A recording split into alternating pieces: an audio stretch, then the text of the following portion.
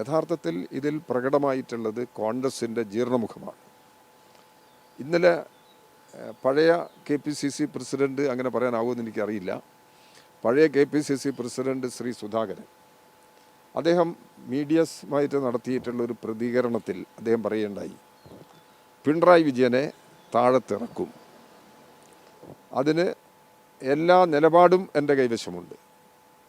2016 തെരഞ്ഞെടുപ്പിൽ പിണറായി വിജയൻ അധികാരത്തിൽ വന്നത് 91 MLA-മാരുടെ പിന്തുണയാണ്. 140-ൽ 91 MLA-മാരുടെ പിന്തുണയോടുകൂടിയാണ് ബഹുമാനപ്പെട്ട മുഖ്യമന്ത്രി അധികാരമേറ്റത്. അത് കഴിഞ്ഞ് 2021 തെരഞ്ഞെടുപ്പിലേക്ക് പോയപ്പോൾ ഇതേ വാദഗതികൾ അന്ന് കേരളം കേട്ടിട്ടുള്ളതാണ്. പിണറായി വിജയൻ്റെ നേതൃത്വത്തിലുള്ള ഗവൺമെൻറ്റിനെ താഴത്തിറക്കും എന്ന് ആവർത്തിച്ച് പ്രഖ്യാപിച്ചിട്ടുണ്ട്. അതിൻ്റെ മുൻപന്തിയിൽ സുധാകരൻ ഉണ്ടായിരുന്നു. അദ്ദേഹം കുറച്ച് അതിര് കടന്ന് സംസാരിക്കുന്ന കൂട്ടത്തിലാണല്ലോ.